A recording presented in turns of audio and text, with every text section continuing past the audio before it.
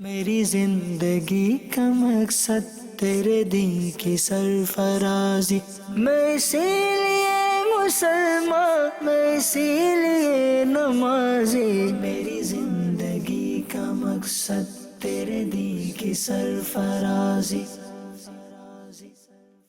الحمد لله رب العالمين والصلاة والسلام على سيد المرسلين، أما بعد فأعوذ بالله من الشيطان الرجيم، بسم الله الرحمن الرحيم.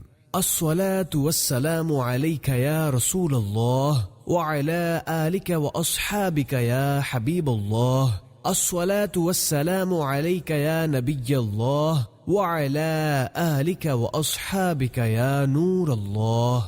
پیارے اسلامی بھائیوں اور مدنی چینل کے ناظرین، پروگرام ہے اسلامی زندگی، اور آج ہم اس پروگرام میں ایسی عورت کا واقعہ بیان کریں گے جس نے ایک فقیر کو 2 روٹیاں دیں، اور اس کی برکت سے اس کے بچے کی جان بھی بچ گئی اور اس کے کٹے ہوئے ہاتھ بھی درست ہو گئے۔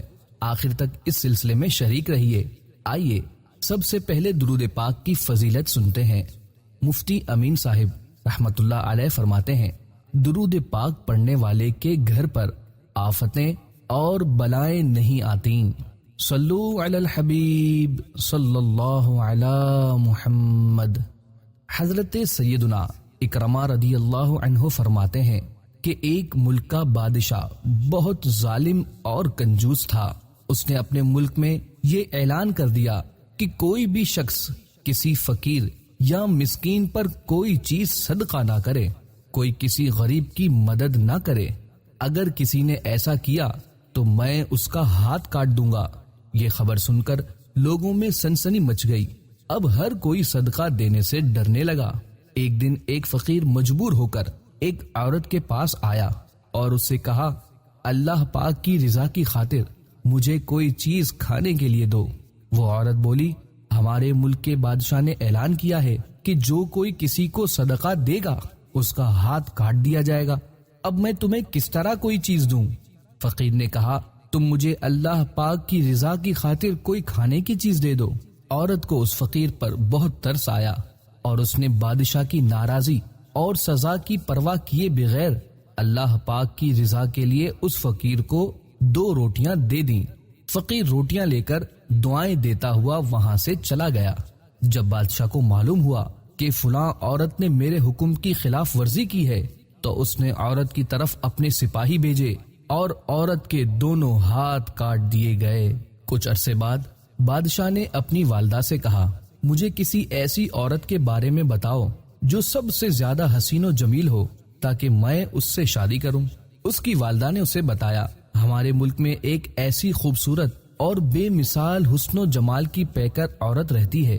میں نے آج تک اس جیسی حسین و جمیل عورت نہیں دیکھی، لیکن اس میں ایک بہت بڑا عیب ہے۔ بادشاہ نے پوچھا، اس میں کیا عیب ہے؟ اس کی والدہ نے جواب دیا، اس کے دونوں ہاتھ کٹے ہوئے ہیں۔ بادشاہ نے سپاہیوں کو حکم دیا کہ فلاں عورت کو میرے پاس حاضر کیا جائے۔ چند سپاہی گئے اور اسی عورت کو بادشاہ کے پاس لے آئے جس کے ہاتھ فقیر کو روٹیاں دینے کی وجہ سے کاٹ دیے گئے تھے۔ جب بادشاہ نے اس عورت کو دیکھا تو اس کے حسن و جمال نے بادشاہ کو حیرت میں ڈال دیا۔ بادشاہ نے اس سے کہا، کیا تم مجھ سے شادی کرنا چاہتی ہو؟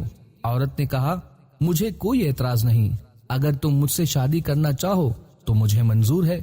ان دونوں کی شادی بڑی دھوم دھام سے ہوئی، جشن منایا گیا اور اس طرح وہ ہنسی خوشی زندگی گزارنے لگے۔ بادشاہ کی دوسری بیویوں کو اس عورت سے حسد ہو گیا اور وہ دن رات حسد کی آگ میں جلنے لگیں۔ ان کے دل میں یہ بات بیٹھ گئی کہ بادشاہ اب ہمیں اتنی وقعت نہیں دیتا جتنی اس غریب و نادار نئی دلہن کو دیتا ہے۔ وہ ہر وقت اسی فکر میں رہتی کہ کسی طرح اس نئی دلہن کو بادشاہ کی نظروں سے گرا دیا جائے، لیکن وہ اپنے اس مذموم ارادے میں کامیاب نہ ہو سکی۔ ایک بار بادشاہ کسی محاذ پر روانہ ہو گیا اور وہاں اسے کافی دن دشمنوں سے لڑنا پڑا۔ بادشاہ کی بیویوں کو یہ بہت اچھا موقع مل گیا۔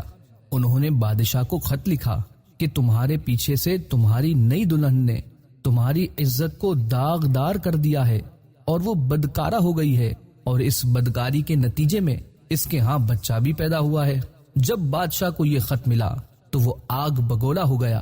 اس نے فوراً اپنے قاصد کو یہ پیغام دے کر اپنی والدہ کے پاس بھیجا کہ اس بدکارہ عورت کو اس کے بچے سمیت میرے ملک سے نکال دو، اس کے گلے میں کپڑا باندھ کر بچہ اس میں ڈال دو اور انہیں کسی جنگل میں چھوڑ دو۔ جب اس کی والدہ کو یہ پیغام ملا تو اس نے ایسا ہی کیا اور اس کے گلے میں کپڑا ڈال کر بچہ اس میں ڈال دیا، پھر اسے ملک سے دور ایک جنگل میں چھوڑ دیا گیا۔ اب وہ بیچاری تنہا جنگل میں رہ گئی، لیکن اسے اپنے پاک رب سے کسی قسم کا کوئی شکوہ نہ تھا، وہ تو اس کی رضا پر راضی تھی۔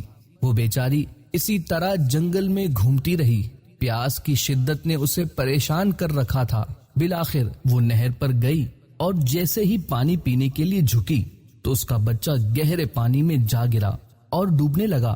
جب عورت نے اپنے بچے کو ڈوبتا دیکھا تو وہ رونے لگی۔ اتنے میں اس کے پاس دو خوبصورت نوجوان آئے اور اسے پوچھا، تم کیوں رو رہی ہو؟ اس نے کہا، میں پانی پینے کے لیے جھکی تو میرا بیٹا اس نہر میں گر کر ڈوب گیا، میں اسی کے غم میں رو رہی ہوں۔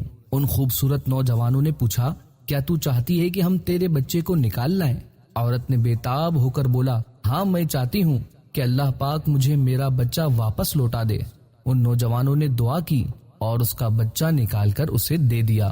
پھر انہوں نے پوچھا، اے رحم دل عورت، کیا تو چاہتی ہے کہ تیرے ہاتھ تجھے واپس کر دیے جائیں اور تو ٹھیک ہو جائے؟ اس نے کہا، ہاں میں چاہتی ہوں۔ چنانچہ ان دونوں نوجوانوں نے دعا کی اور اس کے دونوں ہاتھ بالکل ٹھیک ہو گئے۔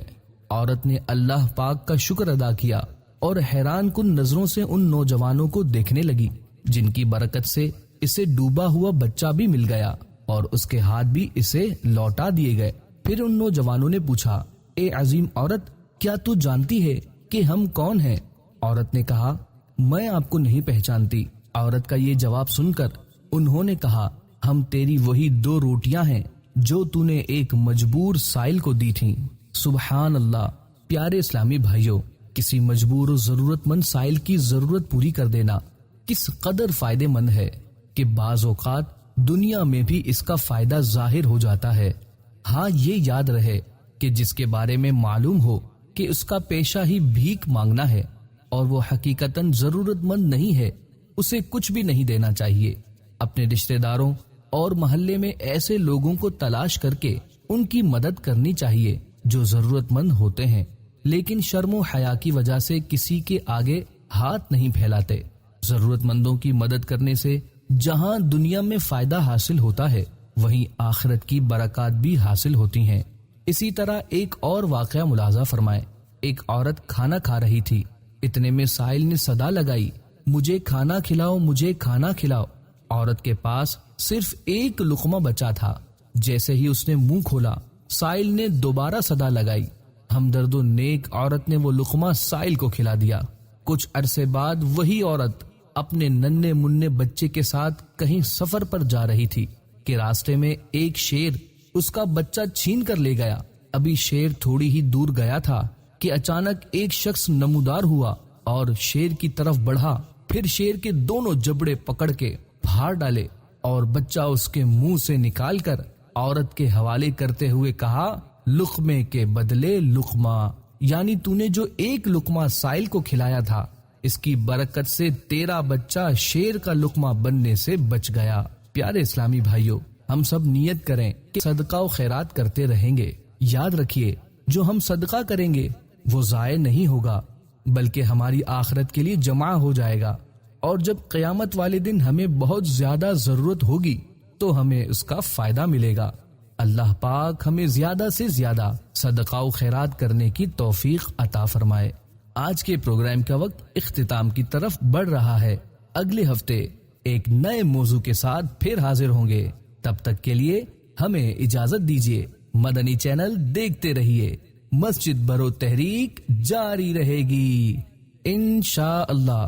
صلو علی الحبیب صلی اللہ علی محمد۔ میری زندگی کا مقصد تیرے دین کی سرفرازی، میں اسی لیے مسلمان، میں اسی لیے نمازی۔ میری زندگی کا مقصد تیرے دین کی سرفرازی۔